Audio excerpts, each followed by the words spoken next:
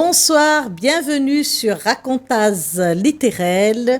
Et ce soir, on est ravis de vous accueillir avec nos auteurs et avec ma charmante co-animatrice, Kelly Lapierre-Ledoyen. Bonsoir à tous. Et oui, toujours ravie et enchantée de vous visiter chez vous pour parler littérature. Alors ce soir, nous avons la joie d'accueillir une nouvelle autrice parmi nous, Reine-Lise Tecchio. C'est ça? On a bien prononcé? Oui, vous avez bien prononcé. Bonsoir. Bonsoir. Bonsoir, Reine-Lise Tecchio. Donc, vous êtes enseignante d'espagnol à la retraite. À la retraite, oui. Vous avez fait des ateliers d'écriture avec monsieur Jean-François Samlang de Ludir, qu'on salue d'ailleurs. Et c'est votre premier roman. C'est mon premier roman. Alors, expliquez-nous un peu comment jaillit cette idée. Alors, ce que je peux dire, c'est que l'idée a germé vraiment il y a très longtemps. Le premier déclic, ça a été lors de la lecture d'un chapitre d'Émile Zola dans l'Assommoir. Et donc, il y avait son personnage qui me parlait beaucoup. Donc, à partir de ce moment-là, j'ai eu envie d'écrire. Ah oui, tout à fait, parce que en fait, dès le début du roman, il y a vraiment cette dédicace au personnage de Gervaise. Donc, ce personnage de Gervaise, j'ai envie de dire qu'il donne le ton finalement à votre roman. Gervaise, c'est un peu, on peut carrément le dire, la femme mal aimée, mal mariée, qui est aussi victime de l'hérédité, si on peut dire. Et on peut dire que Inès, c'est un peu une réécriture finalement, à une moindre mesure, mais on sent quand même l'empreinte zolienne. D'accord. Est-ce que c'était important pour vous de s'imprégner de ce modèle-là parce qu'on sent quand même que la littérature est importante à l'intérieur de ce roman. Oui. Non, mais vraiment, quand j'ai appris à connaître Gervaise, vraiment, j'ai eu envie d'écrire donc l'histoire d'Inès. Et c'est vrai que c'est pas tout à fait la même histoire, mais il y a quand même beaucoup de points qui se rejoignent. Oui. Bien sûr. D'accord. Alors, la préface est de Sophie Dole. Oui, que je salue. Oui, et j'ai cherché un peu sur la toile, j'ai rien trouvé sur elle. Pourtant, Sophie Dole, elle est venue comme intervenante à l'atelier d'écriture de Jean-François Samlang en 2021, je crois. Et donc, vraiment, elle a écrit des choses vraiment très, très fortes. Donc, on a tout de suite accroché toutes les deux. Et donc, quand elle m'a proposé d'écrire la préface de mon livre, j'ai tout de suite dit oui. Voilà. Alors, moi, j'aimerais revenir en fait au thème donc de ce livre. Déjà, il y a la dédicace en tout premier de Gabriel Garcia Marquez, c'est ça, qui dit justement « Presque tous mes personnages sont comme des puzzles construits avec des pièces provenant de diverses personnes et bien entendu avec des pièces qui viennent de moi. » Donc, il y a une part autobiographique, on suppose. En fait, le fil conducteur, c'est du vécu. Et sur ce fil, sur cette trame, j'ai brodé. J'ai brodé pour raconter l'histoire d'Inès et de Germain. D'accord, mais dans ce brodage-là, quand même, il y a un fort impact, en fait, au niveau des violences faites aux femmes. C'est l'une des thématiques principales dans ce bouquin. Oui, c'est les violences faites aux femmes, c'est sûr, principalement. C'est l'alcoolisme. Exactement. J'évoque aussi le syndrome post-traumatique, puisque Germain, mon personnage, a fait la guerre d'Indochine. Oui. Mais après, il n'y a pas que ça. Il ne faut pas avoir que la violence. Il y a aussi de l'amour. Il y a aussi de l'amour. Il y a la résilience qui est très importante également. L'amour, la résilience et le pardon qui permet d'avancer. Donc je crois qu'il faut, c'est sûr que quand on le lit, tout de suite on est pris par cette violence, d'après ce que j'ai entendu dire. On est pris par cette violence, apparemment ça impacte beaucoup. C'est très prégnant beaucoup. En fait, en tout cas dans le roman. Mais c'est vrai que ce personnage d'Inès, il est revécu à travers sa fille dans un premier temps. Donc tout à l'heure, quand vous parliez de choc post-traumatique, on peut dire que le personnage d'Aimée, elle revit finalement. Elle fait revivre le vécu en fait de sa mère par un épisode de littérature, et on revit avec elle donc la tragédie de sa mère finalement. Alors, on est en 1932, on est à Elbourg, Salazie, en plein milieu de la Réunion, au milieu de nos cirques, et on rentre aussi dans cette complexité des situations familiales. Exactement. Rien n'est simple. Hein. Oui, rien n'est simple. Hein. Tout le temps, ça part un petit peu. Et cette complexité, vous avez souhaité le porter dans votre livre? Oui. En fait, ce que j'ai voulu faire en situant mon roman à Salazie, Salazie, c'est un village qui est isolé, surtout à l'époque. Hein. Donc, je voulais vraiment traduire l'isolement, l'enfermement qu'Inès va connaître par la suite. Donc, oui, c'est voulu que ça se passe à Salazie, qu'il y ait tous ces problèmes pour rejoindre la côte, pour voir la famille. Oui, c'était voulu. Oui. Ah bah oui, qu'elle se sente toute seule. Oui. Bien, alors, donc, vous avez parlé d'un roman sur l'amour. On parle beaucoup d'amour, mais en fait, on a l'impression qu'il y a aussi cette problématique des non-dits à travers le couple et justement aussi à travers cette forme d'amour qui a du mal en fait à sortir. On a l'impression que, alors que ce soit Germain ou Inès finalement, ils sont prisonniers d'un schéma amoureux dans lequel ils sont victimes. C'est quelque chose qui vous parle, c'est quelque chose justement pour vous qui était peut-être important. Est-ce que pour vous, il faudrait revoir les schémas, les schémas familiaux à La Réunion, le rôle de la femme. Vous parlez beaucoup de féminicide. Je veux dire, on est carrément dedans. Pour vous, c'était important. Oui, c'était important. En fait, je n'ai pas cité ce thème-là parce que je voulais en revenir à la fin. Effectivement, le non-dit, il est présent tout au long du livre. Voilà, il est présent. Déjà quand Germain revient de la guerre, qu'il y a ce fameux stress post-traumatique, il n'en parle pas, personne n'en parle, ni lui, ni l'armée, il n'y a rien qui est mis en place justement pour qu'il puisse dire sa souffrance. Il y a le non-dit dans le fait qu'Inès, elle est enfermée, elle ne parle pas, elle ne peut pas parler, donc vraiment il y a du non-dit dans tous les thèmes. Et je pense que je pense que le non-dit tue, voilà. Le non-dit tue. C'est vraiment ça.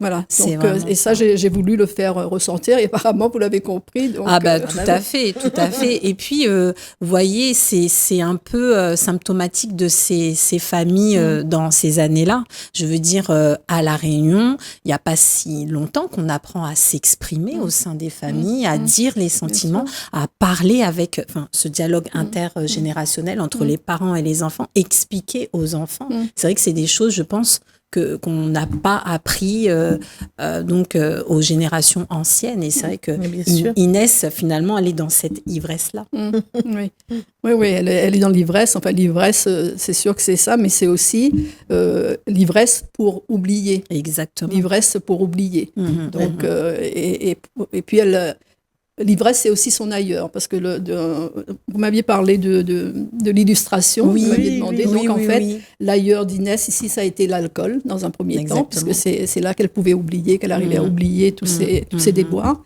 Et puis, il y a la Tour Eiffel sur le dessin. En fait, elle rêvait d'un ailleurs. Comme pour beaucoup de créoles de l'époque, la France, c'était l'ailleurs, c'était ce qu'il y avait de mieux, quoi. Hein. Donc, elle rêvait vraiment d'aller en France, de bien s'habiller, devant la Tour Eiffel, voilà. Mais elle a été bien déçue. Oui, elle a été bien déçue. Moi, j'ai appris, parce que je ne connaissais pas, que à La Réunion aussi, il y avait ces histoires en Vendée, parce qu'à un moment, je lis vendu par sa mère à la mort de son père. Vendu ou je me suis trompée? Non, parce que ça me dit rien. D'accord. Parce que je me suis dit, tiens, l'histoire de la grand-mère, je me suis dit, c'est bizarre parce que c'est la grand-mère. En fait, c'est un récit cadre qu'on a. Oui. C'est la fille de Inès qui va raconter cette histoire. C'est ça. Alors, c'est moi qui j'ai dû partir dans un autre délire. Je me suis dit, c'est un peu bizarre. Non. Mais par contre, tu n'es pas loin parce que le principe de l'hérédité est là. Oui. Voilà. Si tu veux...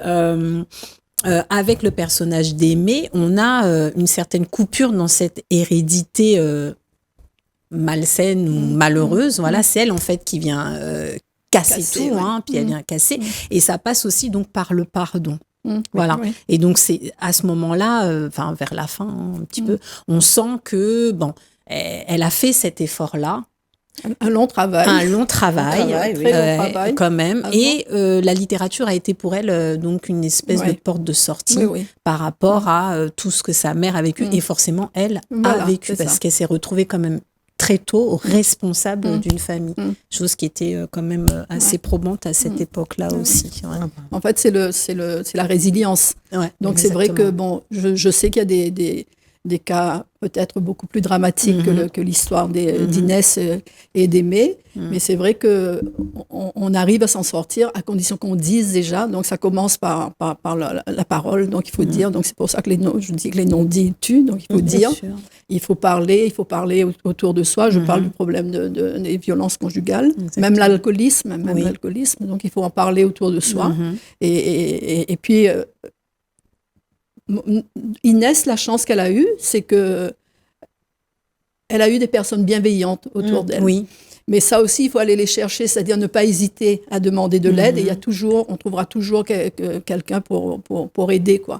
C'est sûr qu'à l'époque d'Inès, il n'y avait pas tout ce qui est mis en place en ce moment. En ce moment, maintenant, de nos jours, il y a des associations qui prennent en charge les femmes victimes de violences. Dans les postes de police, je sais qu'elles sont prises en charge aussi, mais apparemment, ça ne suffit pas parce que régulièrement, on entend dans les journaux qu'il y a des femmes qui sont battues, qui sont tuées par leur mari, quoi. Donc, il y a encore des choses à faire. Je sais pas quoi, mais en tout cas, je pense que ça commence par la parole.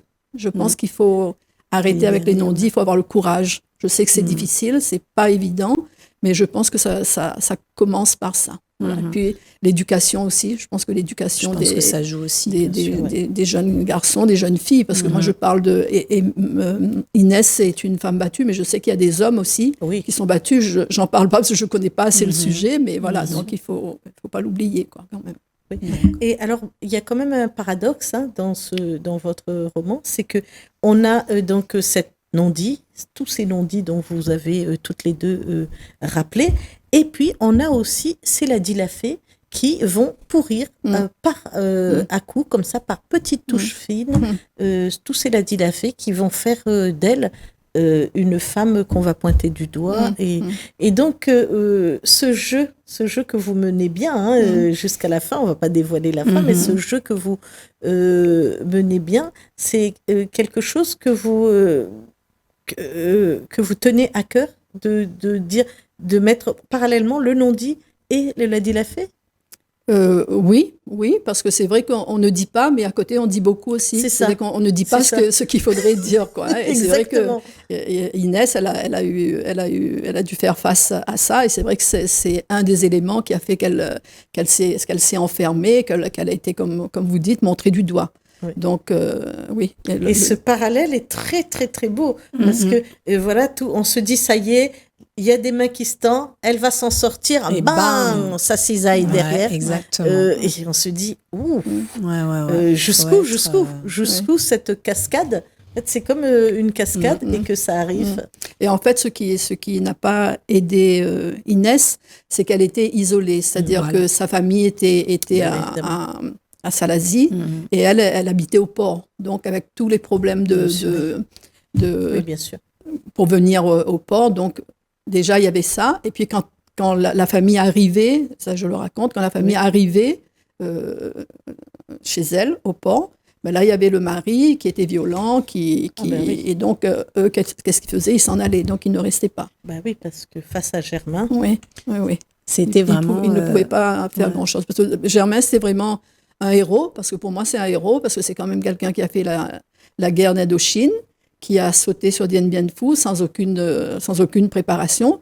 C'est à la fois un héros et c'est à la fois un monstre. Un bourreau. Un bourreau, voilà, quand même, un monstre, un bourreau. Et donc ça, la famille d'un côté l'admirait, mais d'un autre côté, ils avaient peur. Donc il y avait deux bonnes raisons pour qu'il n'aille pas à l'encontre de ce qu'il faisait. Voilà. Donc le poids quand même de l'image, parce que finalement ce qu'on glorifiait autant il était glorifié, autant il avait des raisons d'être détesté, quoi, je veux dire. Donc, en fait, c'est votre premier roman. Donc, est-ce que vous vous considérez comme une écrivaine féministe engagée ou c'est juste, un thème qui vous tenait à cœur et peut-être on peut supposer que le deuxième roman sera dans la même mouvance ou pas du tout? Donc, c'est un thème qui me tenait à cœur. Maintenant, dire que je suis une féministe engagée... Alors oui, féministe... Voilà, mais disons, c'est vrai que je défends, bien sûr. Je suis d'accord avec les principes que défendent les féministes. Mais je ne pense pas qu'on puisse dire que je sois vraiment une féministe engagée. Mais c'est un thème qui me tient à cœur parce que vraiment, quand on voit, d'ailleurs, mon roman, il se termine par une phrase quand même assez négative. Exactement. Voilà, je dis ça ne s'arrêtera jamais. Et c'est vrai que quand je vois à la télé, je vois toutes ces femmes qui aimaient vraiment des choses atroces. Je me dis, mais quand est-ce que ça va s'arrêter? Et les femmes, elles vont dénoncer leur mari. Le mari va en prison. Et la femme, elle a peur, même quand le mari est en prison, Exactement. elle a peur qu'il lui fasse du mal par l'intermédiaire de quelqu'un d'autre. Elle a peur de sa sortie de prison. Donc, c'est vraiment oui, difficile. difficile. Mais il y a aussi une position que les femmes, que pas mal de femmes, notamment une dans votre roman, elle ne dit rien. Elle voit ce que son fils fait. Elle ne dit rien.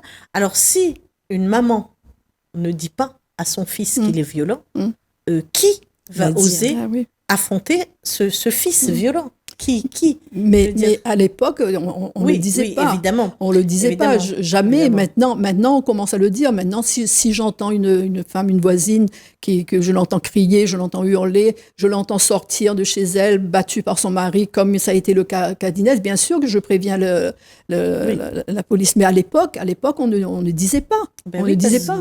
Parce qu'on avait peur de rentrer dans les histoires. Ça pas aux histoires, ça. Exactement. Dans les histoires des autres. C'est ça. Ou alors, on excusait, on disait, il était sous, donc voilà, il était sous, on peut l'excuser, il était sous, donc il a tapé sa femme. Voilà, c'est ça, c'est comme si l'intime, c'était la loi de l'omerta, finalement. Tout ce qui se passe à l'intérieur de la maison reste à l'intérieur de la maison, et dès qu'on essaie d'un peu s'immiscer, c'est tout de suite mal vu. Mais ça, c'est très typique, hein. Enfin, alors, comme vous le dites, c'est un peu moins actuellement, mais il y a quand même ces réminiscences de non, on s'en mêle pas. Ça, c'est comme tu dis, ça, c'est pas nos histoires. C'est quand même tragique parce que moi, je m'aperçois quand même que la femme, elle est malmenée à chaque fois. Je ne dis pas que les hommes ne sont pas malmenés, hein, mais à moindre échelle, ou peut-être qu'ils ont honte aussi à ce côté-là. Mais c'est vrai que la femme, le corps de la femme est toujours très malmené. Moi, je voudrais revenir sur un point, sur le personnage de Germain. Alors, on peut se poser la question, pourquoi Inès, elle reste? Donc là, on comprend qu'elle était isolée, etc. Mais actuellement, les femmes, elles ont du mal à partir. Pourquoi elles ont du mal à partir? Enfin, moi, je pense que c'est parce que dans chaque personne, même violente, il y a toujours un bon côté. Enfin, on ne peut pas parler de bon côté quand on connaît les violences commises, mais quand même, il y a une espèce d'ambiguïté qui dit, mais comme je le raconte, hein, il est violent, et 5 minutes après, il vient, pardon, je ne le referai plus, je te promets, etc. Et je pense que même actuellement, ça se passe comme ça. Donc, elle reste, et puis Inès, elle reste aussi, et ça se passe aussi, je pense, maintenant, c'est parce qu'elle ne travaille pas, elle n'a pas de moyens. Comment elle fait? Elle perdrait son mari, elle perdrait ses enfants, parce que dans ce cas-là, les enfants, c'est le mari qui s'en charge. Donc, il y a beaucoup de raisons qui font que les femmes, elles ont du mal à partir. Donc, je voulais souligner ça parce que le monde n'est pas manichéen, quoi. Il n'y a pas les bons d'un côté, les méchants de l'autre. Et donc, voilà. Donc, et ça peut expliquer pourquoi les femmes, elles restent. Mais je ne les encourage pas. Je les encourage pas du tout à rester. Je les encourage pas du tout à rester. Ça, on arrive à la fin. Vous avez amené un objet, donc on va vite parler parce qu'il nous reste 2 petites minutes. Voilà. Donc, on reste dedans. Voilà. Donc c'est l'assommoir de Zola qui m'accompagne depuis la première, depuis la classe de première. Oui, d'accord. Oui, l'assommoir et toute cette cet univers. Et puis cette génération des Rocco-Macquart qui est quand même assez sombre comme histoire. Ah mais c'est très sombre. Hein. Toutes les façons, Zola c'est très sombre. Hein. C'est pas une littérature joyeuse quand même. Donc voilà. Oh bah oui. Très bien. On vous remercie beaucoup. Merci à vous. Et on vous remercie aussi, Mademoiselle Koulsoum. Merci. Et nous, on se retrouve très bientôt pour d'autres aventures littéraires. Bonne soirée.